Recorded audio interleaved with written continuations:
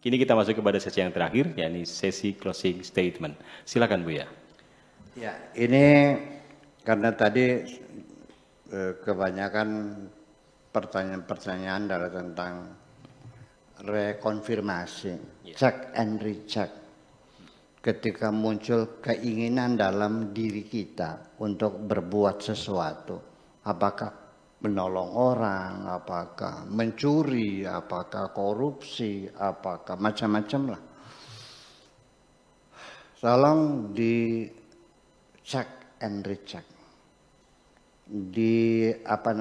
Dilakukan investigasi. Penyelidikan, penelitian, pemantauan. Ini yang nyuruh saya ini siapa?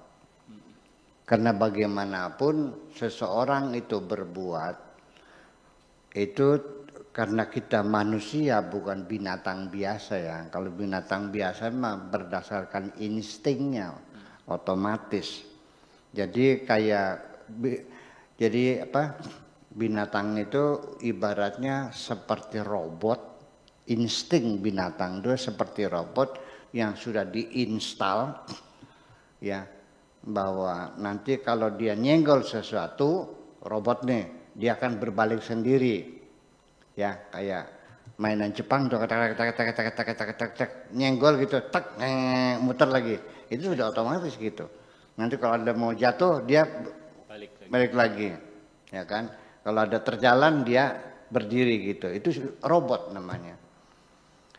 Saya kira mungkin ini insting binatang itu seperti itu, penginstalan secara permanen kepada sesuatu robot itu. Seperti kucing, diinstal oleh Allah dengan instingnya bahwa setiap habis berak dan kencing itu harus diuruk. Diinstal, diuruk. Tanahnya itu diciumin, diuruk sampai tertutup sekali baru dia pergi. Coba kita perhatikan, kucing berak di keramik, ada pasirnya enggak? Dikorek-korek enggak? Ya kenapa? Ya karena insting yang bukan logika dia semacam itu, ya kan?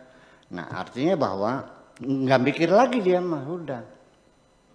Tapi karena kita dikasih otak, nah kenapa demikian? Karena ini intinya kembali kepada hadis Nabi yang masuk dalam Arba'in Nawawi. Hadis pertama ya. Kalau umirtu an uqatilan nas, hadis ke-8 tuh. Aku disuruh memerangi umat manusia supaya mengatakan la ilaha illallah. Kalau nurut selamat, kalau enggak tidak aman.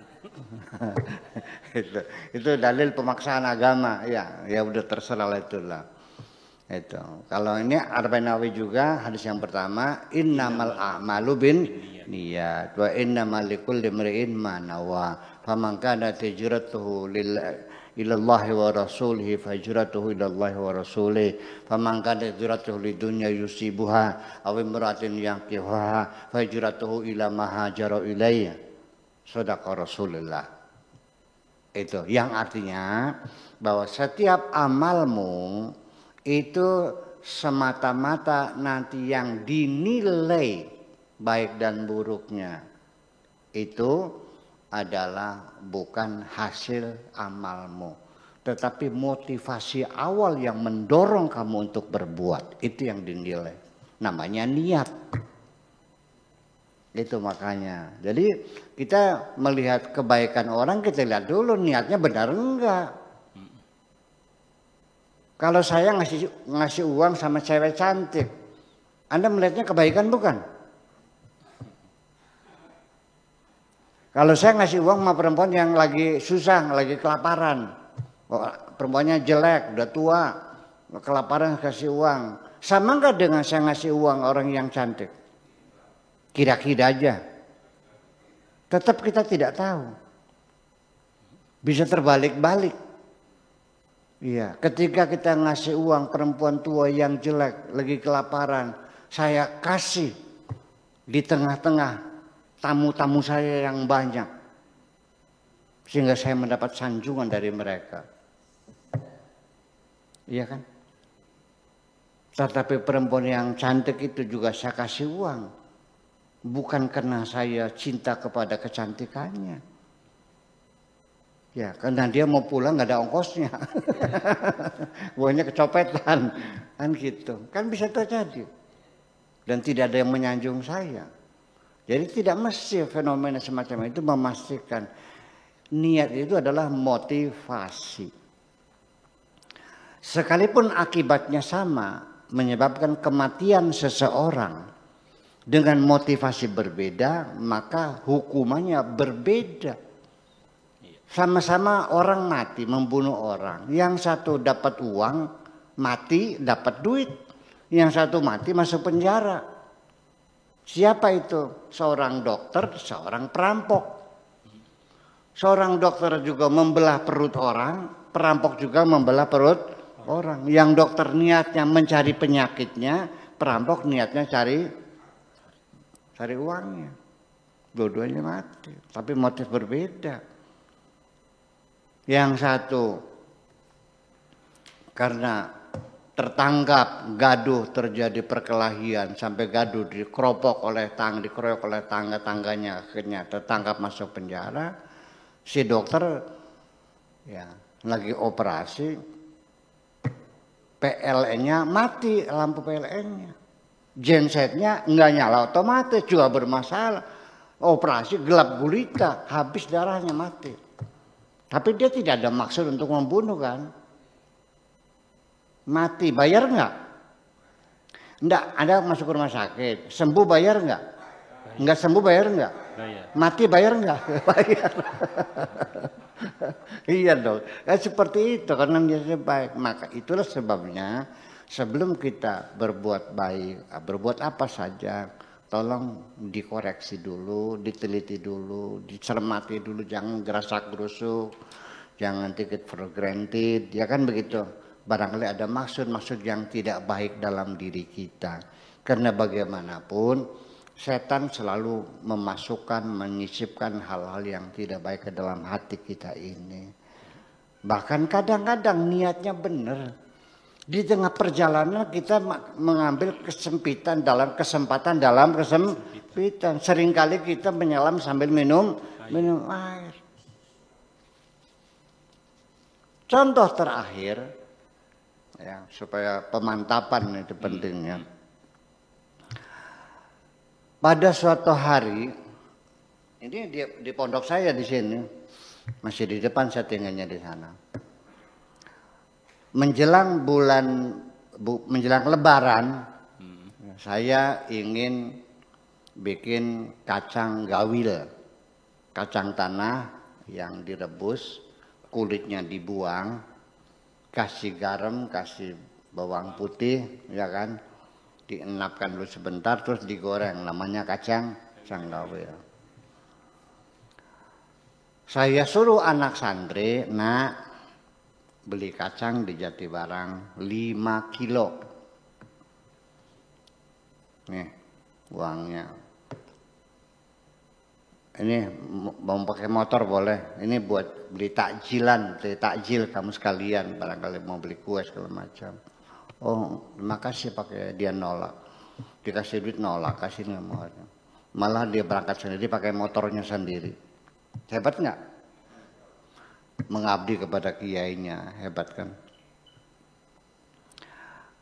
Dapatnya kacangnya bagus, nggak ada yang kisut-kisut, nggak ada yang bagus, melenos kabel lah.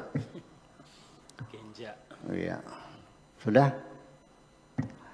Susuknya ya kembali utuh. Nah, pada kesempatan lain di bulan Syawal kemudian, anak tadi nanya lagi kepada saya, Pak Kiai mau beli kacang lagi enggak? Saya beliin. Oh iya. Saya kan bertanya, ada apa? Ada anak santri minta disuruh beli kacang. Dan kebetulan pada satu hari saya ada kesempatan lewat toko itu. Dan saya masuk, ternyata tahu enggak? Pelayannya cantik banget. Berarti yang pertama dia niatnya takzim sama kiai. Yang kedua dia memanfaatkan kiai untuk bisa ngobrol sama perempuan cantik. Sebab kalau dibilang suruh buya kan pasti dihormati di sana itu. Iya. Suruh duduk dulu, dikasih minum dulu. Saya mau nanya, enaknya sih ngobrol sama perempuan cantik Pak Rahmat? Itu hanya dalam beda 1 bulan saja kan. Itu niat orang sudah berubah. Memanfaatkan kesempatan. Mungkin saja yang pertama dia beli kacang, juga dia menikmati. Ya pasti kan disuruh siapa? Buya Sakul. Oh iya, silakan duduk dulu ini. Ya kan 5 kilo kan banyak kan nimbangnya, kasih kopi aqua dulu minum dulu. Sehat. Ya. Iya, kamu apanya ponan? Enggak, saya santrinya kan gitu ya. Nah, itu. Jadi seringkali kita ini juga menggunakan fasilitas-fasilitas Tuhan untuk menikmati nafsu kita sendiri.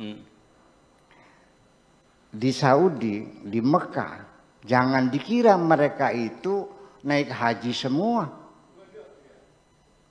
Tapi juga kesempatan untuk menggesek-gesekkan kemaluannya di paha perempuan. Jujur, kalau perlu saya datangkan perempuan yang menjadi korban ini, pelecehan ini. Bagaimana lagi? Dan kesempatan Tuhan, ya, fasilitas haji mesti dibuka orang haji. Di situ dimanfaatkan untuk melihat wajah perempuan, karena setiap hari tertutup di situ. Paham? Jadi kamu juga bisa jahat dalam kebaikanmu itu. Itu saja. Terima kasih. Ya. Terima kasih, mendistorsi fasilitas Tuhan untuk maksiat. Intinya seperti itu.